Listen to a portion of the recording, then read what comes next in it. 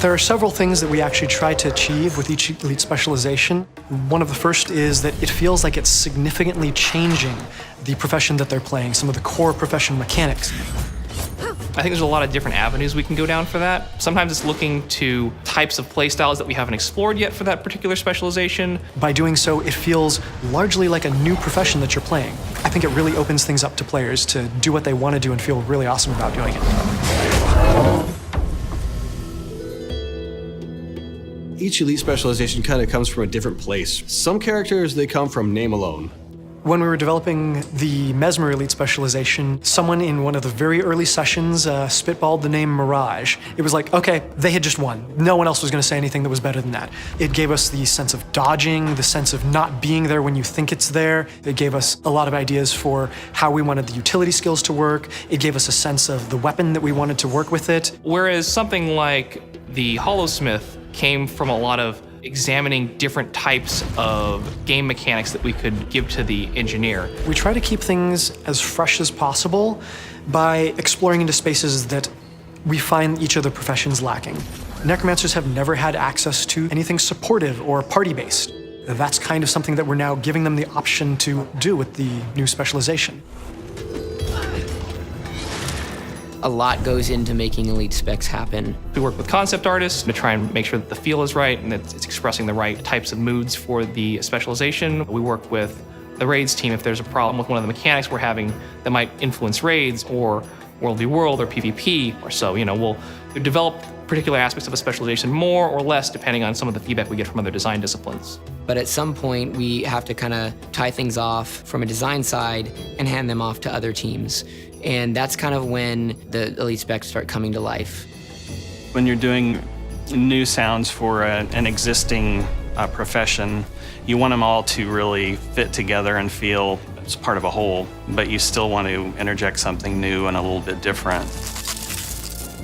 I always enjoy anything Mesmer related because, I really went crazy on creating very disjointed sets of tones for the Mesmer, so it's always cool to revisit that and try to add to that palette. When you can play it as a complete package, it starts to feel really cool. Probably one of the largest hurdles that we run into when developing an elite specialization is trying to perceive all of the consequences of every change that you're going to make to the core profession. We have a fairly limited space to work with, and we have to provide a lot of options there that all feel good to pick, while at the same time all feeling very distinct from each other. Everything that you do, everything that you add is going to have an effect on every single component. One of the crazier ideas we had was for the elementalist specialization, the Weaver. Because he can juggle two elements, we calculated exactly how many new skills that would end up being. And looking at that on paper, it's like, there's no way we're gonna be able to make this many skills, but I think the team really came together and he ended up having just a lot of really fun and interesting skills that he can combine.